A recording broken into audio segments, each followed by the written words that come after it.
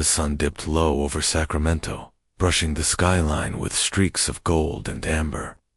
Eric Porter was heading home after a long day at the office, his sedan humming quietly along the road. The cool air from the vents offered some relief, and soft music played on the radio, an antidote to the noise of the city. As he approached an intersection, the traffic light shifted from yellow to red. Eric eased his foot onto the brake, coming to a smooth stop. Then came the piercing wail of a siren, and the sudden flash of red and blue lights behind him. His eyes flicked to the rearview mirror, brows tightening. Calmly, he pulled over to the side of the road and lowered his window. Behind him, the police cruiser parked with precision. The driver's door opened, and out stepped Officer Bradley Larson, mid-30s, buzz cut. With a badge that gleamed against his dark uniform, Larson carried the unmistakable presence of a man used to authority. Adjusting his duty belt, he strode toward the vehicle with a measured swagger. "License and registration," he said, his voice clipped and controlled, laced with underlying tension. Without protest, Eric reached into the glove compartment and handed over his documents. His movements were calm, steady, but he could feel Larson's eyes watching him closely, as if searching for something more than a traffic violation. "Do you know why I pulled you over?" Larson asked, leaning into the window. Eric met his gaze.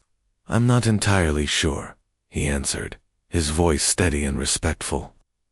"You didn't come to a complete stop at the light," Larson replied, but his tone carried a flicker of uncertainty.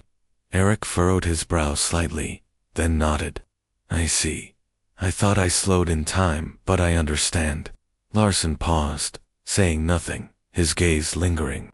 Something about the moment shifted on, undercurrent of tension giving way to a realization that neither of them saw coming. Larson's eyes narrowed, studying Eric more intently now.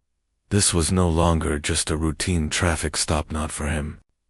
His stance shifted, ever so slightly, but enough to betray a decision already made in his mind. This wasn't about a missed stoplight anymore.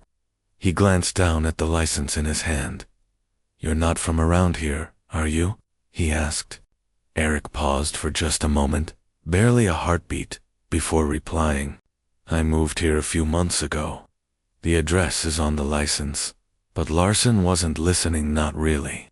His questions had begun to sharpen, the tone just edged enough to signal something deeper, something personal.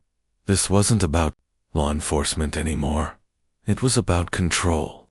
Eric's calm, collected demeanor seemed to provoke him. Larson leaned in closer, just enough to test boundaries. "Where were you headed in such a hurry?" "Just going home," Eric replied, voice even and unshaken. But the air between them had changed, thicker now, electric. Larson no longer saw just a driver. He saw a challenge, a threat, something that needed putting in its place. Eric could feel the tension rising, but he didn't flinch. What Larson didn't realize was that the calm he mistook for submission was something else entirely. Discipline. This wasn't fear, this was control. Larson stepped back, slowly folding Eric's documents and sliding them deliberately into his chest pocket. The movement was exaggerated, performative, like a man who wanted it known. He was in charge. Then, with a smug tilt of his head, he gave the order. "Step out of the car for me." Eric's fingers tightened briefly on the steering wheel, a reflex more than a reaction. His face, however, remained unreadable. "Is there a specific reason for that, officer?" he asked, voice cool but respectful. Larson's lips twitched at the edges, almost a smirk, but he concealed it quickly. "I asked you to step out of the car," he repeated. "You don't want to make this harder than it has to be." The threat was subtle, but unmistakable. Eric exhaled, slow and silent, then opened the door. As he stepped out, Larson's gaze swept over him, evaluating, measuring, judging, but he still didn't know who he was dealing with. Not yet. Eric stood slightly taller than Officer Larson, his build solid, but his posture relaxed and threatening. The cut of his suit spoke of professionalism, The shine of his shoes hinted at someone precise, methodical. Every detail about him suggested control, discipline, and intent. But none of that seemed to matter. "Hands where I can see them," Larson said, gesturing toward the front of the car. Eric complied, moving with quiet precision. "Is there something specific you're looking for, officer?" Larson smirked, the kind that didn't quite reach the eyes. "Just routine. We've had some incidents around here. Can never be too careful." Eric turned his head, locking eyes with him.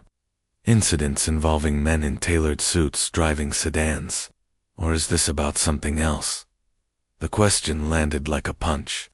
For a fraction of a second, Larson's mask cracked. His spine straightened, and his hand drifted toward his belt, not out of necessity, but instinct. "Watch your tone," he said, voice tight, defensive.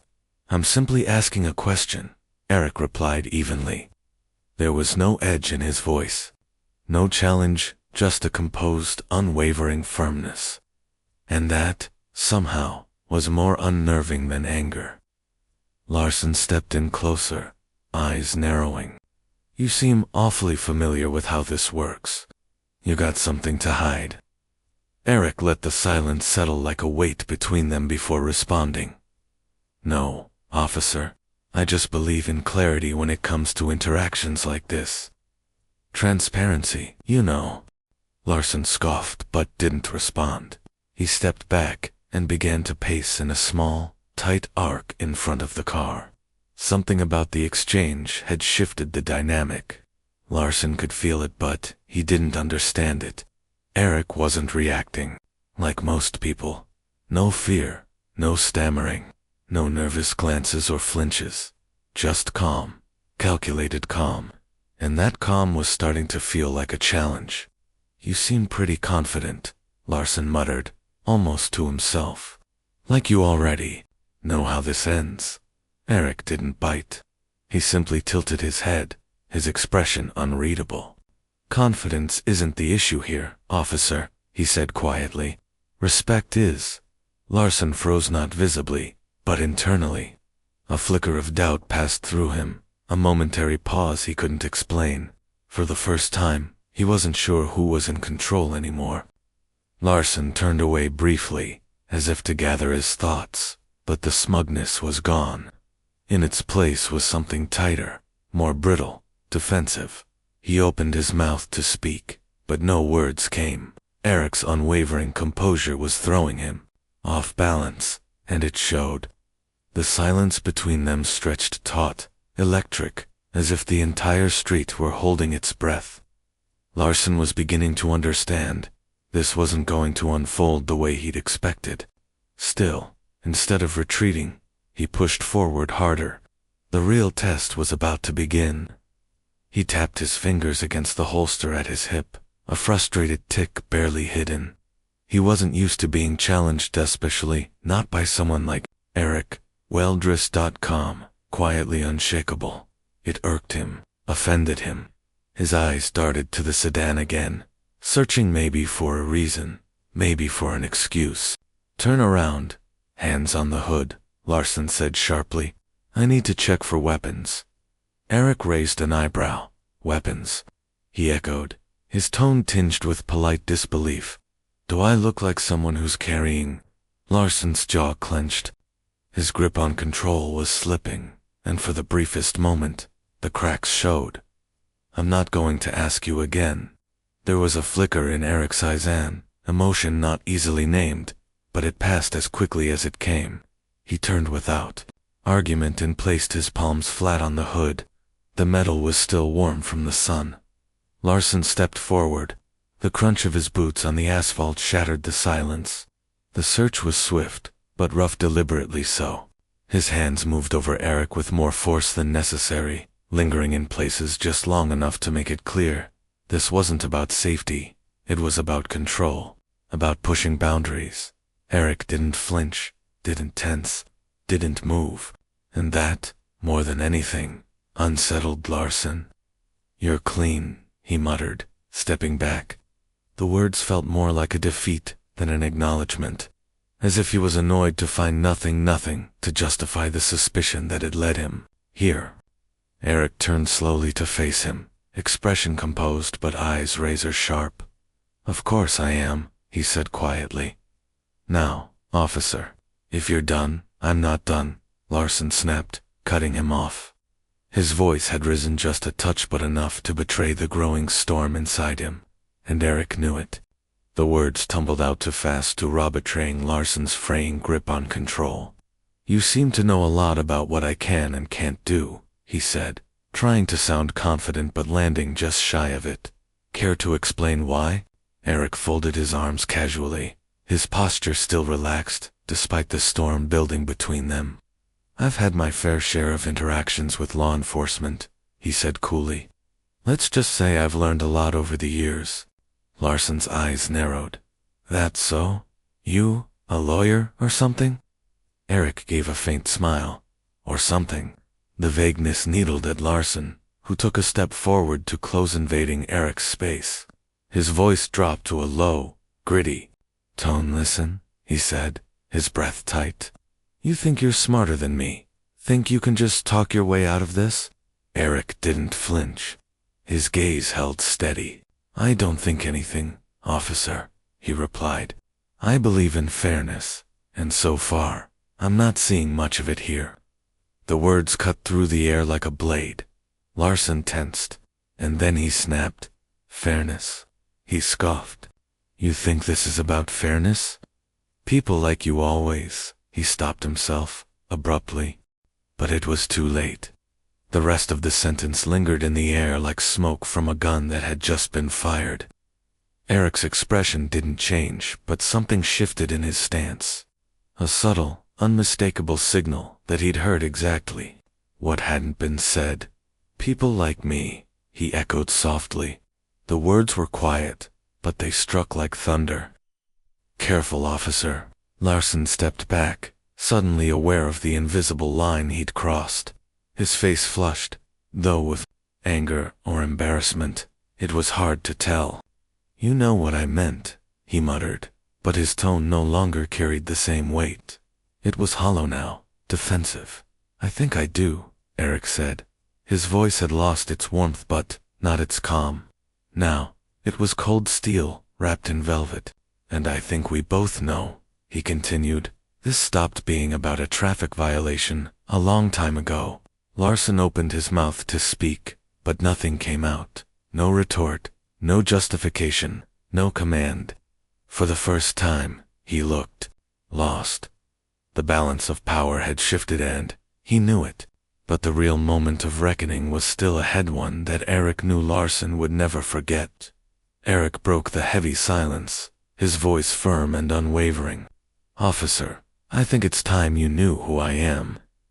Larson's eyes narrowed, irritation flashing across his face. "I don't care who you are," he snapped, though a slight tremor in his voice betrayed him. Eric moved slowly, deliberately reaching into his pocket. "I'm going for my badge," he said evenly, watching Larson's fingers twitch near his holster. "No sudden moves, no drama. I just want you to see it." The air tensed, thick with something unspoken. Larson's eyes locked on Eric's hand as he pulled out a leather wallet and flipped it open. The badge inside gleamed under the streetlights. "Eric Porter," he said, tone calm and neighborly, almost too casual. "Head of Internal Affairs, Sacramento Division." Larson froze. His eyes flicked from the badge to Eric's face, searching for any hint of a joke. But there was none, just a quiet authority and a trace of disappointment. "Internal Affairs," Larson echoed, his voice cracking. "Yes," Eric cut in smoothly, sparing him the struggle. "I oversee officer conduct. It's my job to make sure that everyone who wears this badge honors the values it's meant to represent." The color drained from Larson's face. His confident stance faltered. He stepped back slightly, his hand falling from his belt, like the weight of his own authority had suddenly become too much. Eric stepped forward, closing the space between them. "Do you know what's been the most disturbing part of this entire exchange, Officer Larson?" he asked, voice calm, but cutting. Larson didn't answer. He looked like a man who had just realized he'd walked into quicksand, had no idea how to get out. It's not just the profiling, Eric continued, his voice steady, though that's bad enough. Larson stood still, silent, listening now. It's not even the baseless escalation. It's the fact that you've done all of this without once realizing who you were talking to. Eric's eyes never left Larson's. You assumed I didn't know my rights, that I wouldn't understand the laws you're sworn to uphold, and why. Larson opened his mouth, but no words came out. Because I didn't fit your idea of someone deserving respect, Eric finished for him. His tone wasn't angry, but the indictment in his words hit like a hammer, and that's not just a problem for me, officer. That's a problem for everyone you encounter in uniform. Larson's shoulders sagged. The weight of Eric's words landed hard. His eyes dropped to the badge again, almost like he was hoping it would vanish if he didn't look directly at it.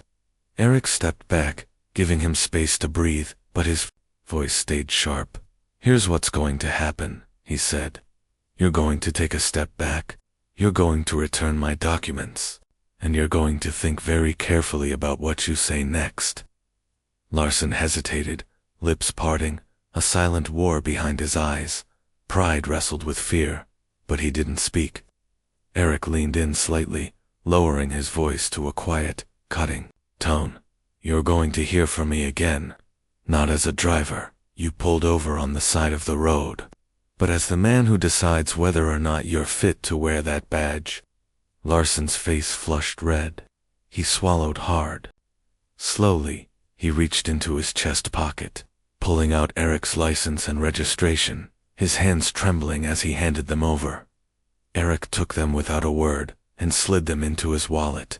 Then he turned, walking calmly, toward the driver's side of his car. He paused with one hand on the door handle. One last glance over his shoulder. Their eyes met.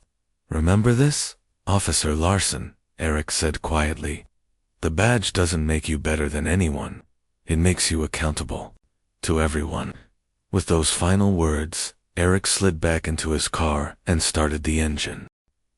Larson stood alone in the fading light, his confidence shattered, his future suddenly uncertain. But for Eric, this wasn't the end. Not even close. It was the beginning of something bigger. The drive home was quiet, but Eric's thoughts weren't. The encounter replayed in his mind, not because it was unusual, but because it wasn't. Larson wasn't the first officer to cross a line, and Eric knew he wouldn't be the last. But this time was different. This time, Eric had the authority to do something about it.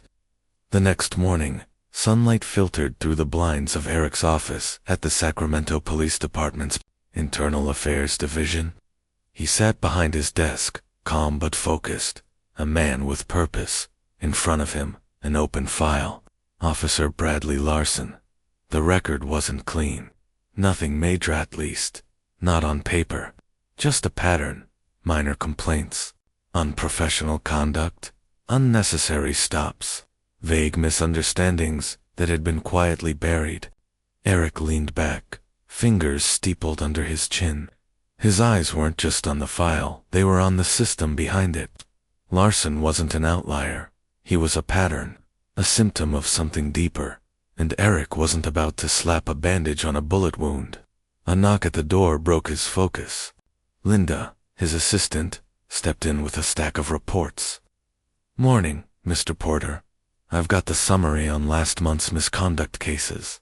Also, Chief Daniels asked me to remind you about the department review next week. Eric took the files. With a nod. Thanks, Linda. Can you schedule a meeting with the chief for this afternoon? There's something I need to bring to his attention. She paused, sensing the weight behind his words. Of course, she said, and quietly exited. Eric turned back to the file on his desk. His gaze hardened. This wasn't about one officer anymore. It was about the culture that allowed them to thrive, and he was done waiting. But Eric's focus wasn't just on the officer. This was bigger than one man and one incident.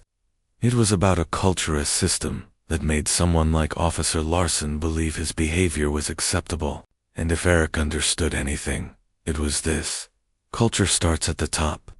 Later that afternoon, Eric sat across from Chief Daniels in a quiet conference room. Daniels, a seasoned veteran with salt and pepper hair and a no-nonsense demeanor, leaned back in his chair, listening closely as Eric recounted the traffic stop. "I could have written it off as just another bad interaction," Eric said, his voice steady but resolute. "But that would have been a mistake. Larson's behavior isn't an isolated case. It's a reflection of how much work we still have to do." Chief Daniels rubbed his temples and exhaled slowly. "This isn't the first time Larson's name has come up," he admitted. "But we've always handled it internally, quietly. And that's the problem," Eric replied. "Quiet doesn't fix anything. Quiet lets it keep happening. It's time to be loud." Daniels looked at him, the weight of the moment clear on his face. "What are you proposing?" "A department-wide review," Eric answered, without hesitation. "Not just of individual officers, but of our training, our protocols, and our systems of accountability. We can't keep sweeping this under the rug. If we don't hold ourselves to a higher standard, how can we expect the community to trust us?" Daniels leaned forward, clasping his hands on the table. "You're going to ruffle some feathers with this?" "Good," Eric said simply. "It's about time someone did." The weeks that followed were a whirlwind: meetings, interviews, and reports. Eric worked tirelessly, compiling data, speaking with officers, and holding public forums to listen to the community. The Larson incident became a catalyst for reform, a turning point that forced the department to face its flaws head-on. As for Larson, he was brought before an internal hearing. Eric made no secret of his involvement. He sat directly across from Larson during the internal hearing, watching as the officer squirmed under the weight of scrutiny. The proceedings ended with a suspension, but Eric knew the real victory wasn't in punishing Larson. It was in preventing the next Larson. Months later, Eric stood at the podium of a community event, facing a room filled with officers, city officials, and local residents. He didn't speak of blame. He spoke of responsibility, of the shared duty to build a system that worked for everyone. His words weren't just a call for accountability. They were a promise of change. "Justice isn't just about catching the bad guys," Eric said, his voice steady, echoing through the hall. "It's about making sure the people sworn to protect and serve do so with integrity, fairness, and respect for everyone they encounter. That's the badge I believe in. And that's the badge we're building here together." The applause was thunderous, but Eric didn't dwell on it. For him, this wasn't the end of the story. It was the beginning of a better one. As he stepped down from the podium, his eyes scanned the crowd. Some faces were skeptical, others hopeful, but all were listening. He knew real change wouldn't come overnight, but it would come. And for now, that was enough.